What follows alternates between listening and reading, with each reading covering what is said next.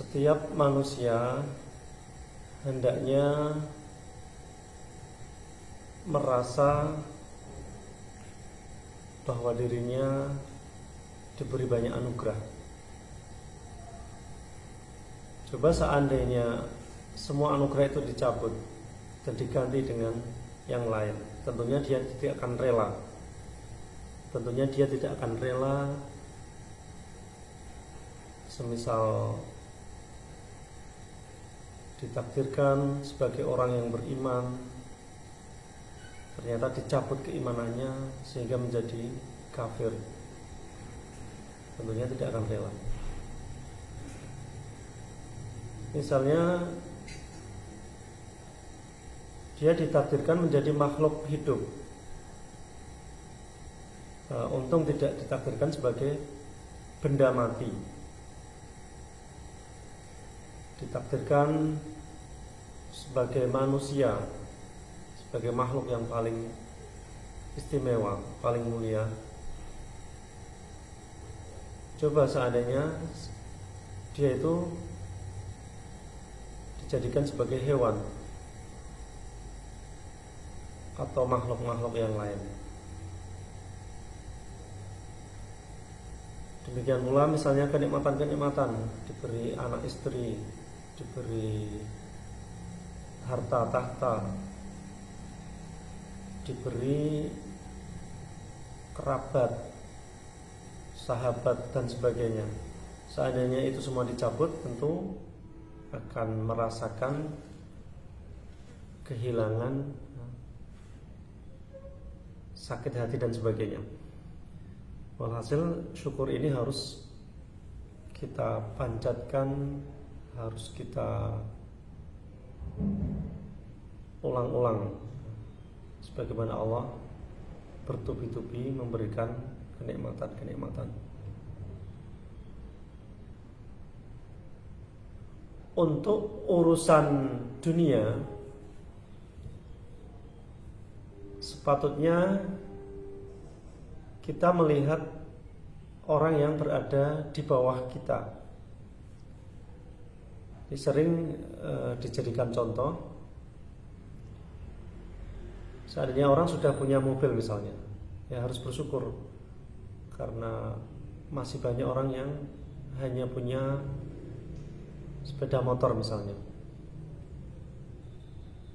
Bagi orang yang punya sepeda motor juga harus bersyukur, karena masih banyak orang yang hanya menggayuh sepeda ondel.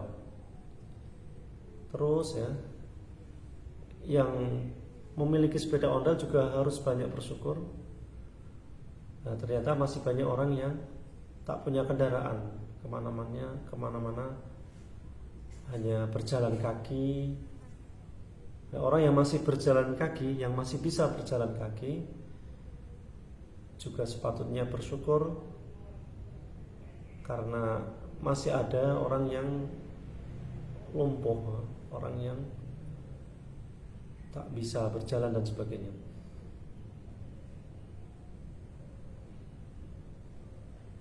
Jadi kalau urusan dunia jangan melihat orang yang di atas. Kalau orang melihat yang lebih atas, ya, nanti akan timbul rasa iri, nanti akan mengakibatkan dia tidak menerima takdir, ya. Dia akan menganggap kecil anugerah-anugerah Allah. Jadi, dia bisa-bisa merasa terdolimi oleh Allah, ya. Merasa tidak diberi kenikmatan sebagaimana orang-orang yang di atasnya.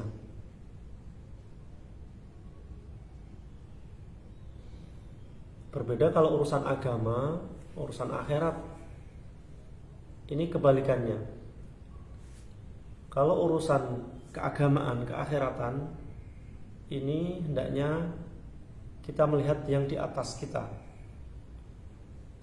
Misalnya melihat mereka orang-orang yang tekun ibadah, orang-orang yang mendermakan hartanya, mengamalkan ilmunya, mereka yang punya kelebihan, bukan malah melihat yang di bawahnya. Kalau melihat di bawahnya nanti tidak bisa terpacu ya, untuk meraih kebahagiaan, keberuntungan di akhirat nanti. Jadi kalau melihat yang di bawahnya nanti malah dia semakin malas, dia semakin mungkin ya jauh dari Allah Subhanahu wa taala. Rasulullah mengatakan, jika orang melihat urusan dunia itu melihat mereka yang masih di bawahnya, sedangkan urusan agama melihat orang yang di atasnya, dia tercatat sebagai orang yang sabiron syakiron, termasuk golongan orang-orang yang mau bersabar dan bersyukur. Nah, kalau kebalikannya berarti tidak dicatat demikian.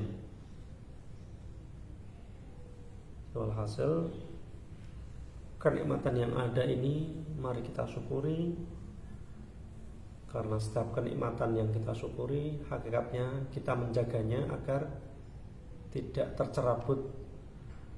Bahkan kenikmatan ini akan semakin meningkat, akan semakin bertambah-tambah. Wallahu a'lam bishawab.